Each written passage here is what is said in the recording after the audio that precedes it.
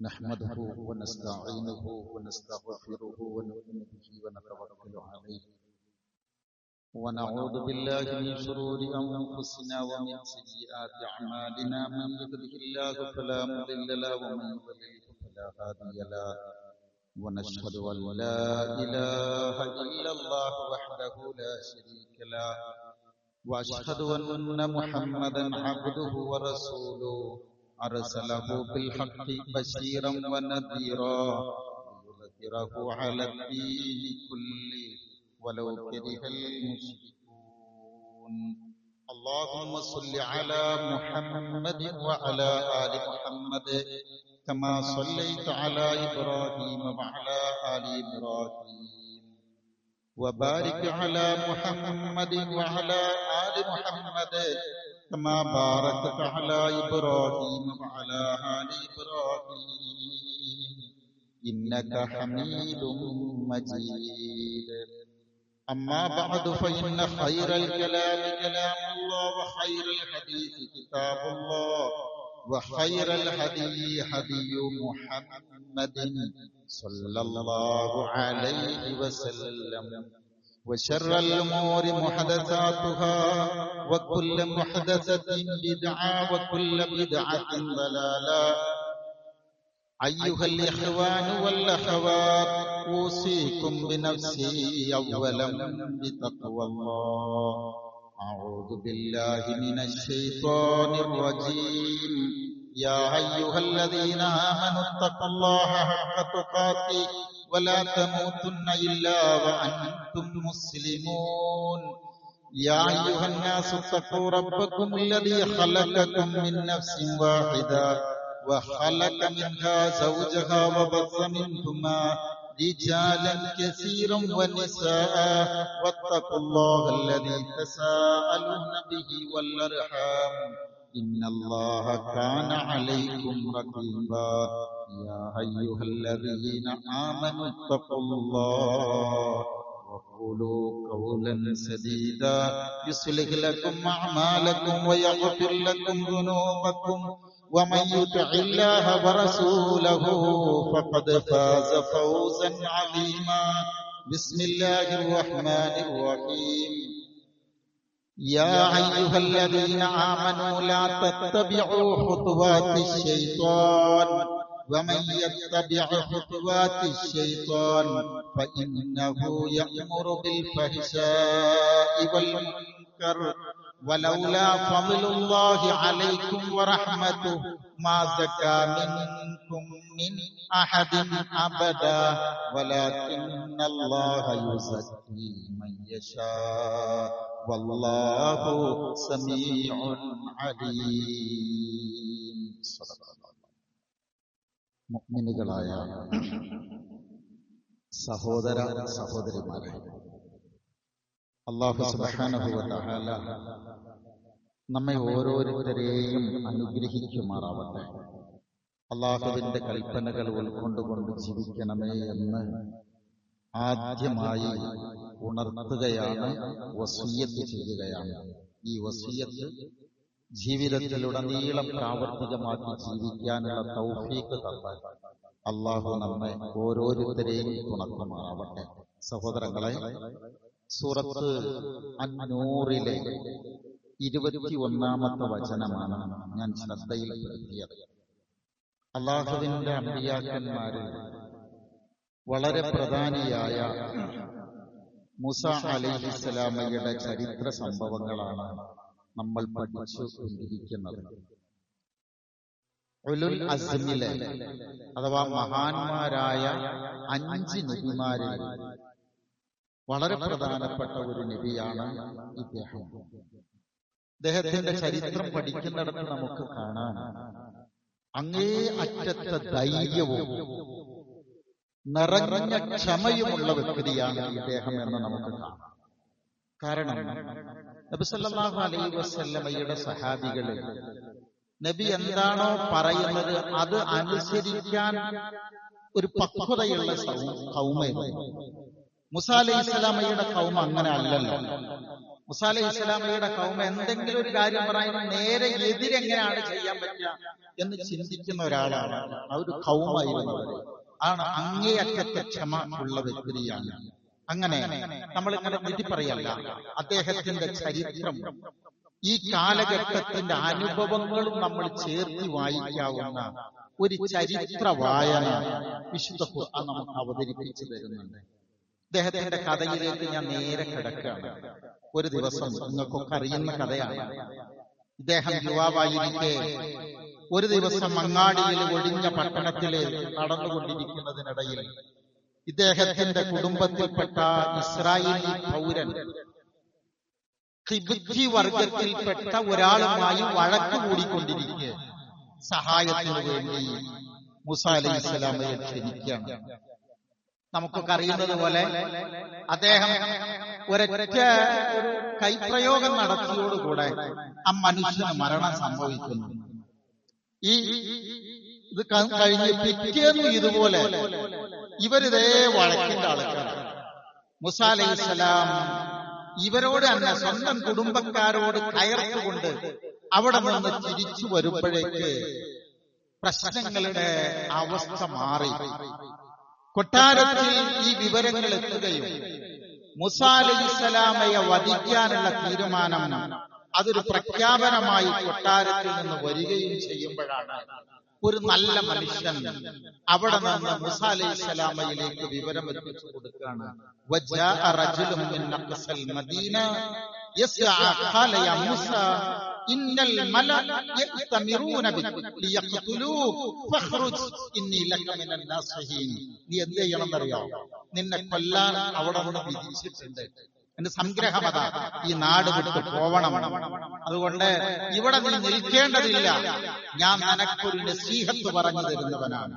ഒരു ദുആ നടത്തി അല്പം ഭയപ്പാടോടുകൂടെ ശ്രദ്ധിച്ച് റബ്ബി നജ്ജിനി മിനൽ ഖൗമിൽ ളാലിമീൻ, അല്ലാഹുവേ ഈ ളാലിമീങ്ങളിൽ നിന്ന് എന്നെ നീ രക്ഷപ്പെടുത്തണമേ എന്ന പ്രാർത്ഥനയോടുകൂടെ മൂസാ അലൈഹിസ്സലാം ഇറങ്ങി അവിടെ നിന്ന് പോരാണ്.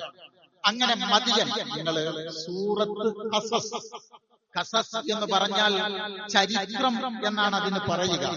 പക്ഷേ ഭാഷാ പണ്ഡിതന്മാര് ആ പദത്തിനൊരർത്ഥം കൂടി കൊടുക്കുന്നുണ്ട്. വഴികാട്ടി എന്നൊരർത്ഥം കൂടി ആ പദത്തിന് പറയുന്നുണ്ട്. അതുപോലെ ഈ ഖസസ് എന്ന അധ്യായത്തിന്റെ ആമുഖ ഭാഷണങ്ങളെല്ലാം ഇതാണ്. അങ്ങനെ അദ്ദേഹം മദിയൻ എന്ന ഒരു പ്രദേശം ലക്ഷ്യം വെച്ചുകൊണ്ട് നീങ്ങുന്നു. ആ മദിയനിലെത്തിയപ്പോൾ ഒരു കൂട്ടം ആളുകളെ കാണുന്നു. ഈ ആളുകൾ ആടുമാടുകൾക്ക് എന്ത് ചെയ്യാണ്? വെള്ളം കോരിക്കൊടുക്കുകയാണ്. ആ സമയത്ത് ഒരു 2 പെൺകുട്ടികൾ, യുവതികൾ മാറി നിൽക്കുന്നുണ്ട്. ഇവരുടെ തന്നെ ആടുകൾ, ഇവരുടെ മൃഗങ്ങൾ വെള്ളത്തിന് വേണ്ടി അസ്വസ്ഥത കാണിച്ചുകൊണ്ട് ആ മാടുകളെ തടഞ്ഞു നിർത്താൻ ഇവർ പാടുപെട്ടു നിൽക്കുന്ന ചിത്രം കാണുമ്പോൾ മൂസാ അലൈഹിസ്സലാം അവരോട് ചോദിക്കുകയാണ്, ഇതെന്റെ അവസ്ഥ എന്നുള്ളതാണ്. അപ്പൊ അവര് പറഞ്ഞു കൊടുത്ത്, ഈ ആളുകൾ പോയതിനു ശേഷം, ഞാൻ ആയത്തിന്റെ അർത്ഥമാണ് ഈ പറയുന്നത്, ഖസസിന്റെ ആദ്യ ഭാഗം നിങ്ങൾ വായിക്കണം. ഇവരെല്ലാം പോയതിനു ശേഷം മാത്രമാണ് ഞങ്ങൾക്ക് വെള്ളം കൊടുക്കാൻ കഴിയുള്ളൂ. അത് കഴിഞ്ഞിട്ടാണ് ഞങ്ങൾ കൊടുക്കാറുള്ളത്. അപ്പൊ മൂസാ അലൈഹിസ്സലാം ഇവർക്ക് വെള്ളം കോരിക്കൊടുത്ത് ഒരു മരച്ചുവട്ടിൽ സുമ്മ തവല്ല ഇലൽ ളില്ലി ഫഖാല റബ്ബി ഇന്നി ലിമാ അൻസൽതു ഇലയ്യ മിൻ ഖൈരിൻ ഫഖീർ. പടച്ചവനെ, ഒരു മരച്ചുവട്ടിലേക്ക് മാറിയിരുന്ന് അള്ളാഹുവോട് പ്രാർത്ഥിക്കുകയാണ്, റബ്ബേ നീ എനിക്ക് എന്തു സഹായം തന്നാലും അതിനാവശ്യമുള്ള ഒരു ഫഖീറാണ്.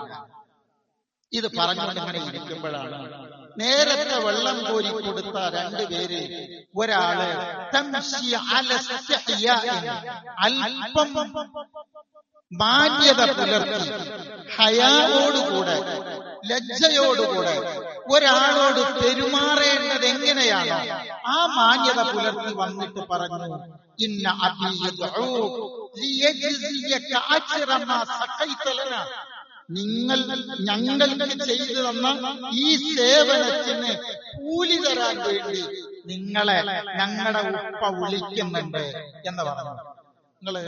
ഞാൻ ഈ കഥ ഇവിടെ നിർത്തുകയാണ്. ഇത് ഒരുപാട് പാഠങ്ങൾ പഠിക്കാനുണ്ട്. ഈ പെൺകുട്ടികൾ ഉപ്പയോട് ചെന്ന് പറയുന്നത്, യാ അബതി ഇസ്തഅ്ജിർഹു ഇന്ന ഖൈറ മൻ ഇസ്തഅ്ജർതൽ ഖവിയ്യുൽ അമീൻ. ഉപ്പ, നമ്മൾ ഒരാൾക്ക് കൂലി കൊടുക്കുകയാണെന്നുണ്ടെങ്കിൽ ഈ മനുഷ്യന് നിങ്ങൾ കൂലി കൊടുക്കണം. ഇയാൾ ആരാണ്? അൽ ഖവിയ്യു അൽ അമീൻ. ഇയാൾ ശക്തനാണ്, ഇയാൾ വിശ്വസ്തനാണ്. പ്രിയപ്പെട്ടവരെ, ശക്തനും വിശ്വസ്തനുമായ ഒരു വ്യക്തി ഒരു മരത്തണലിൽ മാറിയിരുന്ന് അള്ളാഹുവോട് തേടുമ്പോഴേക്ക് ഒരു സൽപ്രവർത്തനം ചെയ്തത്. ആ സൽപ്രവർത്തനം മുന്നിൽ വെച്ച് പ്രാർത്ഥിച്ചപ്പോ അള്ളാഹു റബ്ബുൽ ഇസ്സത്ത് മൂസാ അലൈഹിസ്സലാമക്ക് നൽകിയ ഉത്തരമാണ് നമുക്കിന്ന് ഒരു നസീഹത്തായി പഠിക്കാനുള്ളത്. നിങ്ങൾ നോക്കേ, എന്തെല്ലാമാണോ അപ്പോൾ മൂസാ അലൈഹിസ്സലാം ആഗ്രഹിച്ചിട്ടുണ്ടാവുക? നമ്മൾ നാട് വിട്ടു പോവുക, എവിടേക്കാ പോകേണ്ടെന്നൊരന്തമില്ല. അങ്ങനെ നിൽക്കുന്ന ഒരു ഘട്ടത്തിൽ നമ്മുടെ മനസ്സ് കൊതിക്കെന്താണ്? നമുക്ക് താമസ സ്ഥലം വേണം, നമുക്കൊരു ജോലി വേണം, നമുക്ക് സംരക്ഷണം വേണം, നമുക്ക് ഭക്ഷണം വേണം. ഇതൊക്കെ കിട്ടിക്കഴിഞ്ഞാൽ പിന്നെ അടുത്തത് നമ്മളാണെങ്കിലും ആഗ്രഹിക്കുക എന്താണ്? ഒരു കുടുംബം വേണം, അല്ലെ? ഈ സംഗതികളെല്ലാം ഇദ്ദേഹത്തിന് താമസത്തിന് രൂപമുണ്ടായിരുന്നില്ല. എവിടെ നിന്ന് എന്ത് തിന്നും എന്ന് രൂപമില്ല. ഇദ്ദേഹത്തിന് ഭക്ഷണം കിട്ടി, കുടുംബം കിട്ടി, എല്ലാം കിട്ടിയിട്ട് ജോലി കിട്ടി, സംരക്ഷണം കിട്ടി, കുടുംബം കിട്ടി. പ്രിയപ്പെട്ടവരെ, അല്ലാഹുവിന് ഇഷ്ടമുള്ള ഒരു പ്രവർത്തനം നമ്മൾ ചെയ്താൽ, അല്ലാഹുവിനോട് തുടർന്ന് പ്രാർത്ഥിച്ചാൽ, അതുപോലെയുള്ള ഒരു പരിഗണന അല്ലാഹു സുബ്ഹാനഹു വ തആല നമുക്ക് തരും. നല്ല പോലെ നിങ്ങൾ ശ്രദ്ധിക്കണം ഓരോ വാക്കുകളും. അല്ലാഹുവിന് ഇഷ്ടമുള്ള ഒരു അമല് ചെയ്ത് അല്ലാഹുവോട് ദുആ ചെയ്താൽ അല്ലാഹു നമ്മെ സഹായിക്കും. ഞാൻ പറയുന്നത് ശ്രദ്ധിക്കണേ. ഈ കഥ വിശദീകരിച്ചുകൊണ്ട് ഉലമാവ് പറയുന്നത്, ഒരു മനുഷ്യന്റെ ജീവിതത്തിൽ മൂന്ന് ഗുണം. ഒന്ന്, മൂസാ അലൈഹിസ്സലാമയുടെ ക്വാളിറ്റിയായി ആ പെൺകുട്ടി പറഞ്ഞത് അൽ ഖവിയ്യ് അൽ അമീൻ. ഈ പെൺകുട്ടി വന്നതോ ഹയാവോടുകൂടിയാണ്. ഹയാ എന്ന് പറഞ്ഞാൽ ലജ്ജ, മാന്യത, ഇതോടുകൂടിയാണ് വരുന്നത്. ലജ്ജ ഇത് ഒരു വേറെ അർത്ഥമാണ് കേട്ടോ, മാന്യത. നമുക്ക് ഇൻഷാ അല്ലാഹ് പഠിക്കാം. ഒരാളുടെ കുലീനത എന്ന് പറയുന്നത്, പ്രത്യേകിച്ച് ഒരു പെണ്ണിന്റെ കുലീനത ഏതാണ്? ഹയാ ആണ്. എങ്ങനെ ഈ പെൺകുട്ടിക്ക് മൂസാ അലൈഹിസ്സലാം ശക്തനാണ്, വിശ്വസ്തനാണെന്ന് മനസ്സിലായിട്ടുണ്ടാവുക? ഒറ്റ പെരുമാറ്റല്ലേ ഉണ്ടായിട്ടുള്ളൂ. ഞാൻ പറഞ്ഞുതരാം. മനഃശാസ്ത്രം പഠിച്ചാൽ ഒരാണ് പെണ്ണിനെ വിലയിരുത്തുന്നത്, ഒരു പെണ്ണ് ആണിനെ വിലയിരുത്തുന്നതിന് വ്യക്തമായ ചില ഭാഗങ്ങൾ പഠിപ്പിച്ചു തന്നിട്ടുണ്ട്. ഒരാണ് ഒരു പെണ്ണിനെ ഒരു സന്ദർഭങ്ങളിൽ, വിശകലനാണ് അവിടെ പറയുന്നത്, ഒരു പെണ്ണിനെ വിലയിരുത്തുക അവളുടെ ശാരീരിക സൗന്ദര്യത്തിന്റെ അടിസ്ഥാനത്തിലാണ്. ഒരു പെണ്ണ് ഒരാണിനെ വിലയിരുത്തുന്നത് ശാരീരിക സൗന്ദര്യത്തെക്കാൾ അപ്പുറം അവന്റെ വ്യക്തിത്വം, അവന്റെ സ്വഭാവം, അവന്റെ കുലീനത, മാന്യത, ധാർമ്മിക ബോധമാണ്. നോക്കിയേ, ഈ ആയത്തിൽ വിശദീകരിച്ചിട്ട് കാണാം. രണ്ട് സ്വഭാവം നമ്മുടെ ജീവിതത്തിൽ ഉണ്ടെങ്കിൽ നമ്മൾ എവിടെ വെച്ച് അല്ലാഹുവിനെ വിളിച്ചാലും അല്ലാഹു അത് കേൾക്കും. ഒന്നെന്താണ്? ഒന്ന് ധാർമ്മിക നിഷ്ഠ, സംസ്കാരബോധം. രണ്ട്, സേവന മനസ്സ്. മൂന്ന്, സാമ്പത്തിക വിശുദ്ധി. അതിലേക്ക് അഡീഷണൽ പറഞ്ഞു തരണം. ഒന്ന് ധാർമ്മിക ബോധം, രണ്ട് സാമ്പത്തിക ശുദ്ധി ജീവിതത്തിലുണ്ടോ? എവിടെ വെച്ച് അല്ലാഹുവിനെ വിളിച്ചാലും അല്ലാഹ് അത് കേട്ടിരിക്കും. ഞങ്ങളൊക്കെ പച്ച മനുഷ്യരാണ്. നമുക്കൊക്കെ ഓരോ വീക്ക്നെസ് ഉണ്ടാവും.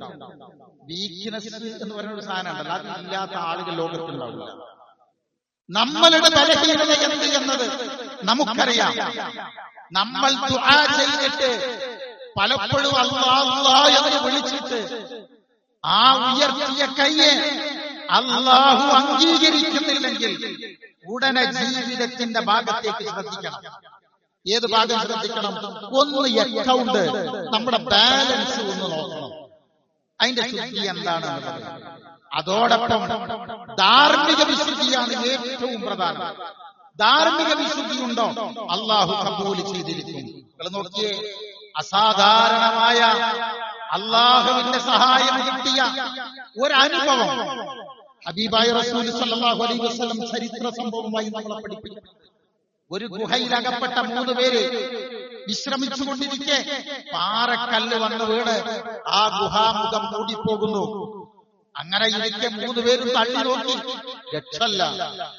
നീ നമ്മൾ രക്ഷപ്പെടില്ല എന്ന് വിചാരിക്കുക.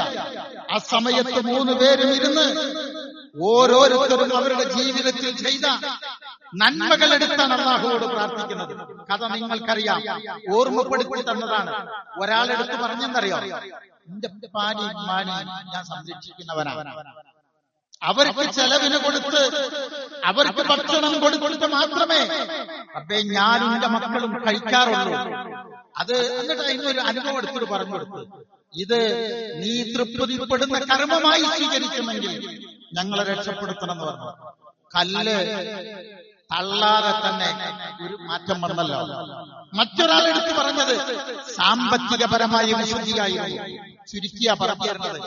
മറ്റൊരാളെടുത്ത് പറഞ്ഞത് ജീവിതത്തിൽ വ്യക്തമായി ഒരു തെറ്റ് ചെയ്യാൻ തുറന്ന അവസരം കിട്ടിയപ്പോ ആ കുടുംബിനിയായ മറ്റൊരു പെൺകുട്ടി ഇയാളോട് പറഞ്ഞത്, ഇത്തക്കില്ല, ആരും കാണില്ല, ഉറപ്പാണ്.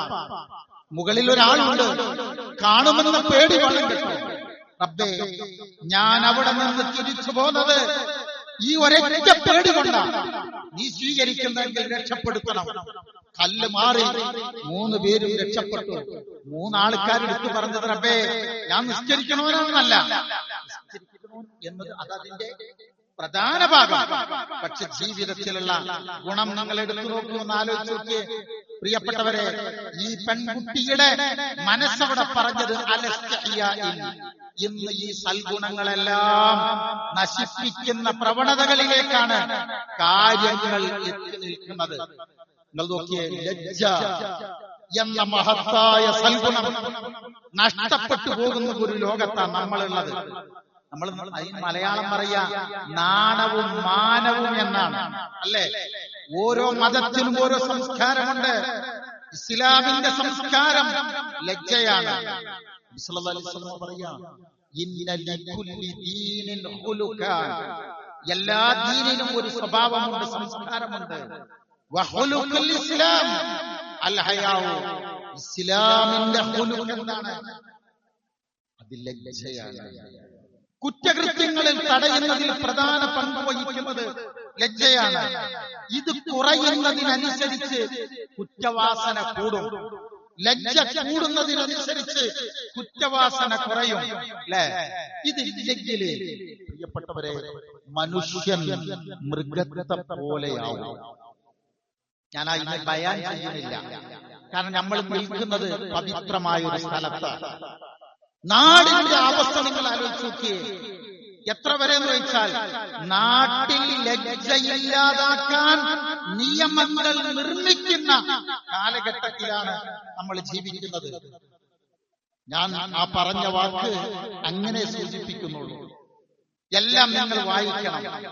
ഇന്ന മിമ്മാ അദ്റകന്നാസ് മിൻ കലാമിൻ നുബുവ, ലോകത്ത് വന്ന അമ്പിയാക്കന്മാര് പഠിപ്പിച്ച മഹത്തായ വചനങ്ങളുടെ സംഗ്രഹം എന്തെന്നറിയാം? ഇദാലം തസ്തഹി, നിനക്ക് നാണമില്ലെങ്കിൽ ഫസ്ന മാ ശിഅത, തോന്നിയത് ചെയ്തോ. പണ്ടൊക്കെ കാലത്തെ ഈ മൂപ്പിളമ എന്ന് പറഞ്ഞ സ്ഥലമുണ്ട്. ഞാൻ പാലക്കാട്ടുകാരനാണ്, നിങ്ങൾക്ക് ആ ഭാഷ മനസ്സിലാകുമെന്ന് എനിക്കറിയില്ല.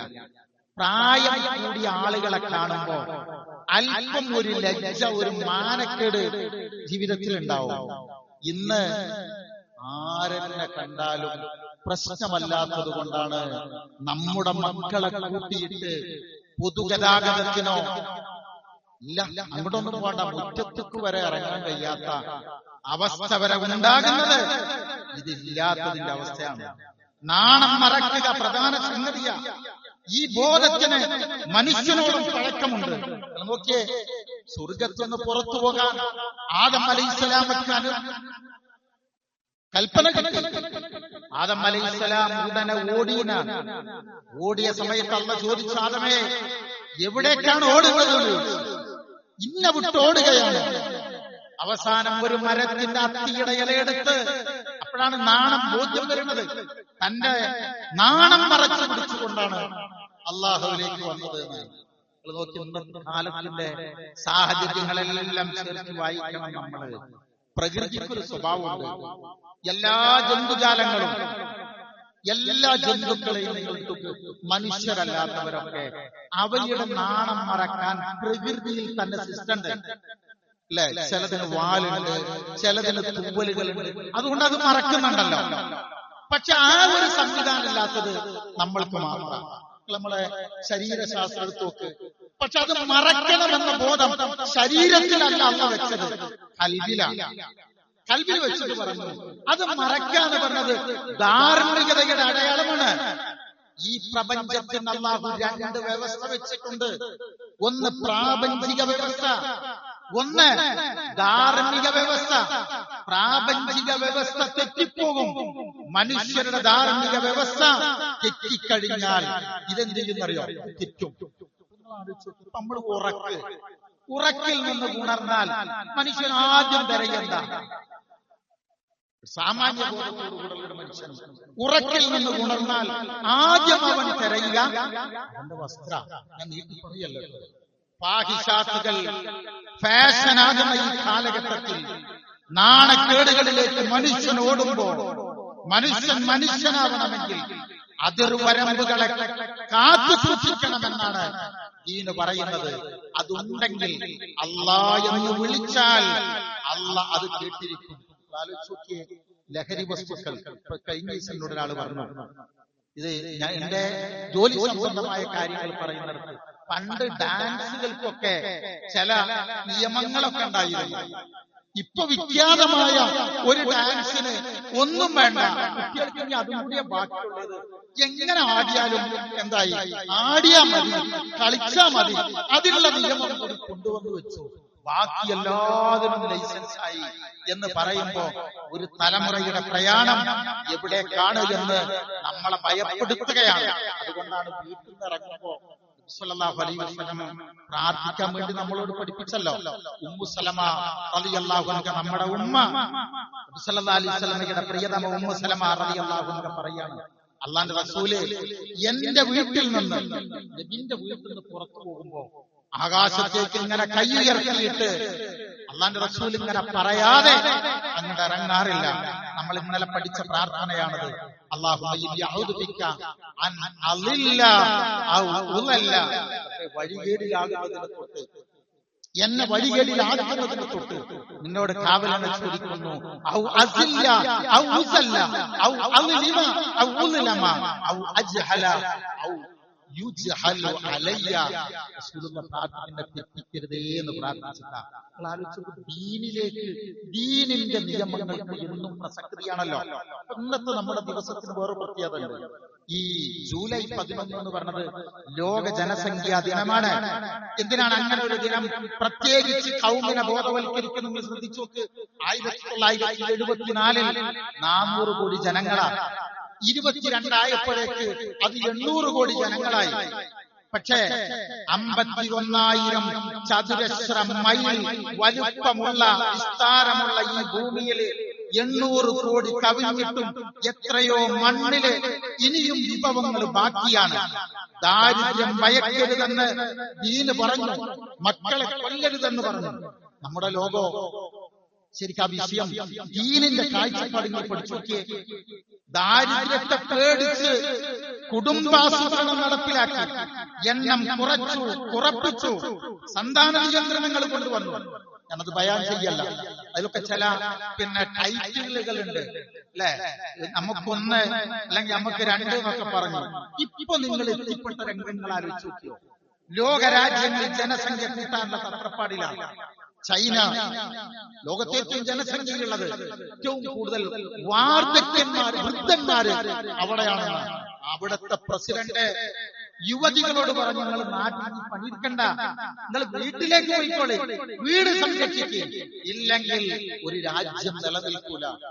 അതിന്റെ തൊട്ടടുത്ത് കിടക്കുന്ന റഷ്യ ഇക്കഴിഞ്ഞ ദിവസം പെൺകുട്ടികളോട് പറഞ്ഞൊരു ചില വാക്കുകളുണ്ട്. അവിടെ തന്നെ എന്താണെന്നറിയാം, എല്ലാ ഈ നമ്പറുമെന്ന് എങ്ങനെ പറയാൻ എനിക്കറിഞ്ഞൂടാ. എവിടെ മിനിസ്ട്രി ഓഫ് സെക്സ് അവിടെ ഒരു വകുപ്പ് തുടങ്ങി. എന്നിട്ട് പറഞ്ഞു, ജോലിക്കിടയിൽ ഇടവേളകളിൽ വരെ നിങ്ങൾ ഇണചേരണം. കുടുംബത്തോട് പറയാ പ്രസിഡന്റ്, രാത്രി 10 മണിയോടുകൂടെ ഇരുട്ടാക്കണം, നെറ്റ് ഓഫ് ആക്കണം, ഇണയുമായി അടുക്കണം, വീട്ടമ്മക്ക് ശമ്പളം തരാം, ഗവൺമെന്റ് തരാന്ന് പറയാ. വിവാഹിതർക്ക് ആദ്യ പകലിൽ ചെലവാക്കാൻ 5000-ഓളം രൂപ, ആദ്യ രാത്രി ചെലവാക്കാൻ 25,000-ഓളം രൂപ, 18-നും 23-നും ഇടയിൽ ഒരു വിദ്യാർത്ഥിനി ഗർഭിണിയായാൽ 1 ലക്ഷം രൂപ, കുട്ടി ജനിച്ചാൽ 10 ലക്ഷം രൂപ. ആര് പറയണേ? റബ്ബേ, എന്തായി കേൾക്കുന്നത്? മക്കളെ വേണ്ട, പട്ടിണി വരുമെന്ന് പറഞ്ഞവർ തിരിച്ചു പറയുകയാണ്. അതെന്തിനാ ഉണർത്തുന്നറിയോ? രാജ്യത്തിന്റെ കണക്ക് പറയാനല്ല, അള്ള പറഞ്ഞത് എപ്പോഴും അവിടേക്ക് ഇങ്ങനെ തിരിച്ച് നമ്മൾ വരും. ദീനിന്റെ മഹത്വം മനസ്സിലാക്കണം. അവിടേക്ക് ഞാൻ ഭയം ചെയ്യുന്നില്ല. 3 എണ്ണം ജീവിതത്തിൽ ഉണ്ടാവണം. ഒന്നെന്താണ്? ദീനിന്റെ സാർവലൗകികത പഠിക്കുന്നതിന്റെ കൂടെ, അതിന്റെ നിത്യ പുതുമ പഠിക്കുന്നത് കൂടെ, അള്ളാഹുവിലേക്ക് അടുക്കുകയും ധാർമ്മിക വിശുദ്ധി ഉണ്ടാവുകയും സാമ്പത്തിക വിശുദ്ധി കാത്തു സൂക്ഷിക്കുകയും കൂടെ അൽ ഹയാ, ലജ്ജ, ആ മാന്യത ജീവിതത്തിൽ പുലർത്തിയാൽ അള്ളാഹു നമ്മെ ഒരിക്കലും കൈവിടില്ല.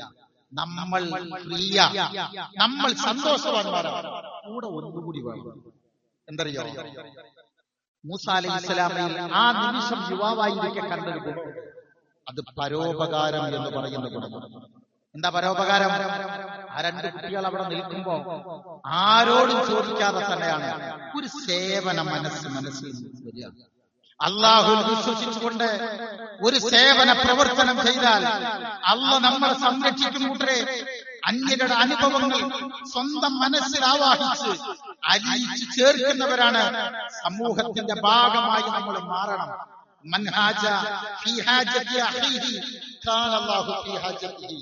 നമ്മുടെ സഹോദരനെ സഹായിക്കാൻ നമ്മൾ തയ്യാറായാൽ അള്ളാഹു നമ്മുടെ ആവശ്യങ്ങളിൽ വരും.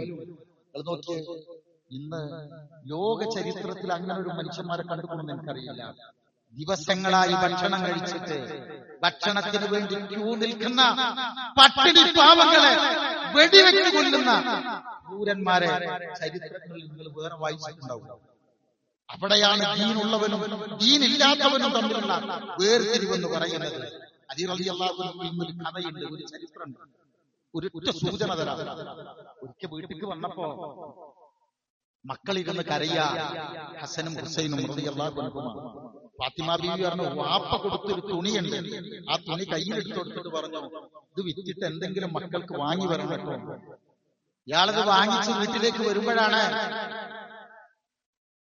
ചുരുക്കത്തിൽ വേറൊരു പാവത്തിന് ഈ ഭക്ഷണം കൊടുത്തു. നീ എങ്ങനെ ഞാൻ വീട്ടിലേക്ക് പോവുക? അലി വളരെ വലിയ കുതിരപ്രിയനാണ്, പാരിസാണ്.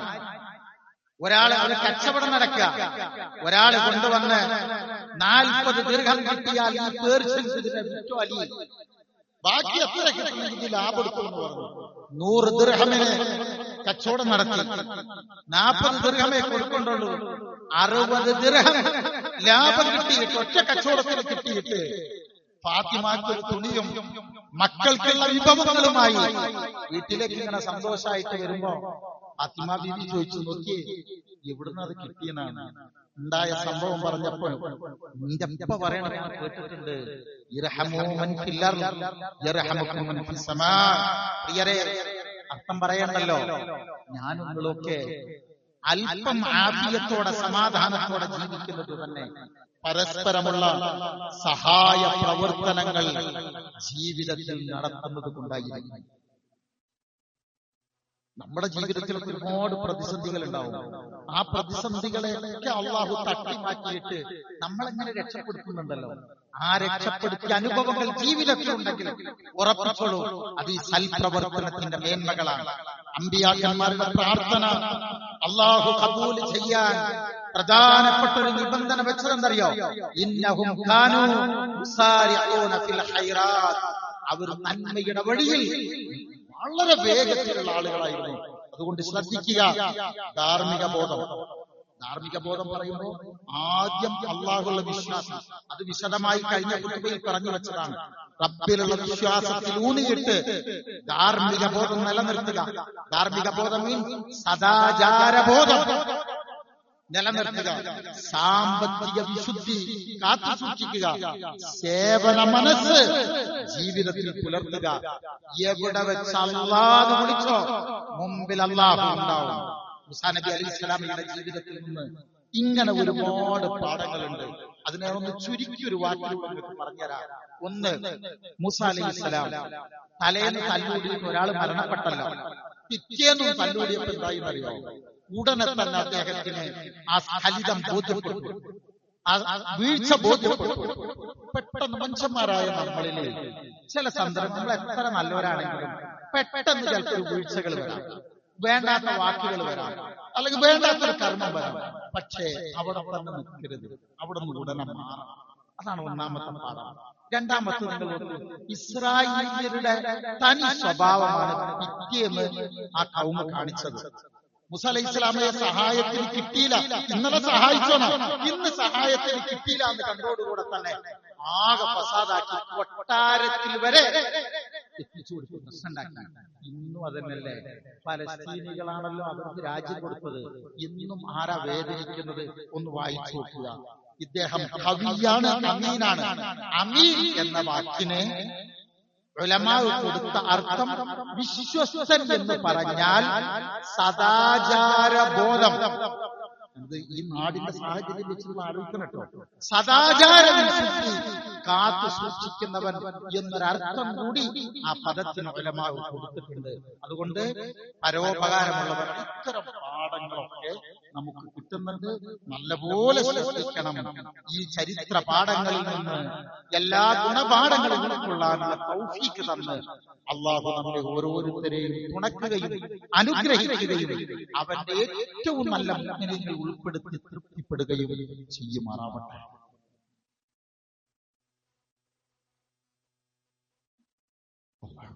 ബിസ്മില്ലാഹി വൽഹംദുലില്ലാഹി വസല്ലല്ലാഹു അലാ നബിയിന വഹബീബിന മുഹമ്മദിൻ വഅലാ ആലി മുഹമ്മദ്. യാ അയ്യുഹല്ലദീന ആമനൂ തഖുല്ലാഹ ഹഖ തുഖാതിഹി വലാ തമൂതുന്ന ഇല്ലാ വഅൻതും മുസ്ലിമൂൻ. പ്രിയപ്പെട്ടവരെ, അള്ളാഹുവിന്റെ കൽപ്പനകൾ ഉൾക്കൊണ്ടുകൊണ്ട് ജീവിക്കണമേ എന്ന് ഒരിക്കൽ കൂടെ ഉണർത്തുകയാണ്, വസിയ്യത്ത് ചെയ്യുകയാണ്. അള്ളാഹു അതിന് നമുക്കെല്ലാം തൗഫീഖ് നൽകുമാറാവട്ടെ. വളരെ പ്രധാനപ്പെട്ട ഒന്ന് രണ്ട് കാര്യങ്ങൾ സഹോദരങ്ങളെ ശ്രദ്ധയിൽപ്പെടുത്താനുണ്ട്. ഒന്ന്, നമ്മളുടെ ഈ തൊട്ടടുത്ത് കിടക്കുന്ന സ്ഥാപനത്തെ സംബന്ധിച്ച് നിങ്ങൾക്കറിയാം. കൊണ്ട് ആ ഫയർ സ്റ്റേഷന്റെ ഗേറ്റിന്റെ മുമ്പിൽ പലരും സ്ഥിരമായി പള്ളിയിലേക്ക് വരുന്നവർ വാഹനം പാർക്ക് ചെയ്യാറുണ്ട്. അത് ഗുരുതരമായ പിഴവാണ്. കാരണം ഏത് സമയത്തും അത്യാഹിതമുള്ള ഒരു വിഷയമാണല്ലോ അത്. അതുകൊണ്ട് ഒരു കാരണവശാലും ഈ ഭവനത്തിൽ വരുന്ന ആളുകൾ അതിന്റെ മുമ്പിൽ വാഹനങ്ങൾ പാർക്ക് ചെയ്യരുത്. മാറ്റി പാർക്ക് ചെയ്യാൻ ഒരുപാട് സ്ഥലങ്ങളുണ്ട്. നമ്മുടെ ഒരു ചെറിയ പ്രവർത്തനങ്ങൾ കൊണ്ട് നമുക്ക് അപകടകരമായ സാഹചര്യങ്ങൾ പ്രിയരെ നമ്മളിൽ നിന്ന് ഉണ്ടാകരുത് എന്ന് പ്രത്യേകം ഓർമ്മപ്പെടുത്തുന്നു. രണ്ടാമത്തത്, നാളെ 2 മണിക്ക് നമ്മുടെ പള്ളിയിൽ വെച്ച് വനിതകൾക്കുള്ള ഒരു ക്ലാസ് ഉണ്ട്. നമ്മുടെ സഹോദരിമാര് പ്രത്യേകം ശ്രദ്ധിക്കുക.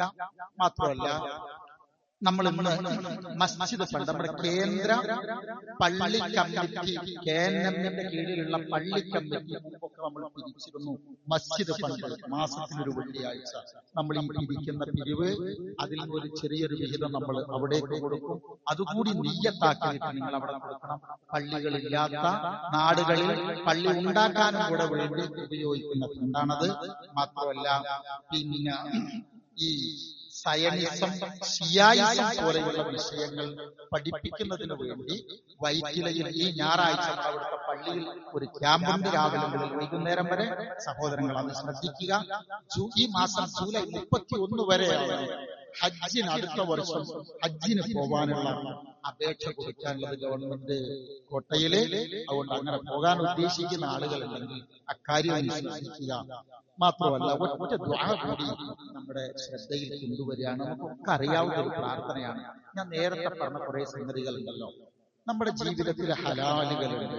ഈ ഹലാലുകൾ എത്ര പെട്ടെന്നാണ് ഹറാമായി സ്വീകരിക്കുന്നത് ഒരു അപകടകരമായ സംഗതിയാണ്. അപ്പോ നമ്മുടെ പല പ്രവർത്തനങ്ങളും ഹലാലായി ചെയ്യേണ്ട ഭാഗം വരെ ചിലപ്പോ ഹറാമിലേക്ക് നമ്മുടെ ശ്രദ്ധ പോകും. അതുകൊണ്ട് നമ്മൾ അല്ലാഹുവോട് എപ്പോഴും ചോദിക്കണം, അല്ലാഹുമ്മ ബിഹലാലിക അൻ ഹറാമിക. ഞാൻ ഈ വാക്ക് പറയുമ്പോൾ നിങ്ങൾ മനസ്സിലാവാം, ചൊല്ലണം. അല്ലാഹുമ്മ ക്ഫിനി, അല്ലാഹുവേ നീ എനിക്ക് മതിയാക്കി തരണം. ബിഹലാലിക, നിന്റെ ഹലാൽ കൊണ്ട് എനിക്ക് തൃപ്തി തരണം. അൻ ഹറാമിക, നിന്റെ ഹറാം ഒരിക്കലും എന്റെ ജീവിതത്തിൽ വരരുത്. നിന്റെ ഫദ്ല് കൊണ്ട് എനിക്ക് നീ ധന്യത ഐശ്വര്യം തരണം. അമ്മൻ സിവാക, വേറെ ഒരാളുടെ ഫദ്ല് എനിക്ക് വേണ്ട, നിന്റെ സഹായമാണ് എനിക്ക് വേണ്ടത്. അതുകൊണ്ട് അത്തരം പ്രാർത്ഥനകൾ ജീവിതത്തിൽ വരണം. ഒന്നുകൂടി പറഞ്ഞു നോക്കിയേ, അല്ലാഹുമ്മ ക്ഫിനി ബിഹലാലിക അൻ ഹറാമിക വഅഇനി ബിഫദ്ലിക അമ്മൻ സിവാക. നേരത്തെ നമ്മൾ പറഞ്ഞ ആ ആശയം ഉൾക്കൊള്ളുന്ന ഒരു ദുആയാണിത്. എപ്പോഴും പ്രാർത്ഥനകൾ ദീർഘിപ്പിക്കുക, വർദ്ധിപ്പിക്കുക, അള്ളാഹുവോട് അടുപ്പം പുലർത്തുക, അള്ളാഹുവിൽ നിന്ന് ഫളില് പ്രതീക്ഷിക്കുക, അള്ളാഹുവോട് കാവലിനെ ചോദിക്കുക, അള്ളാഹുവിന്റെ നാമം ഉച്ചരിക്കാൻ പാടില്ലാത്ത ഒരു സ്ഥലത്തും ചെല്ലൂല എന്ന് തീരുമാനിക്കുക, ധൈര്യമായി മുന്നോട്ട് നീങ്ങുക. അള്ളാഹു റബ്ബുൽ ഇസ്സത്ത് നമ്മെ ഓരോരുത്തരെയും അനുഗ്രഹിക്കുമാറാവട്ടെ. അവന്റെ ഇഷ്ടദാസന്മാരുടെ കൂട്ടത്തിൽ അള്ളാഹു ഉൾപ്പെടുത്തുമാറാവട്ടെ. അള്ളാഹുവിന്റെ കൽപ്പനകൾ ഉൾക്കൊണ്ടുകൊണ്ട് സംതൃപ്തിയോടുകൂടെ നല്ല മുഅ്മിനായി ജീവിക്കാനുള്ള തൗഫീഖ് അള്ളാഹു നമുക്കെല്ലാം പ്രദാനം ചെയ്യുമാറാവട്ടെ.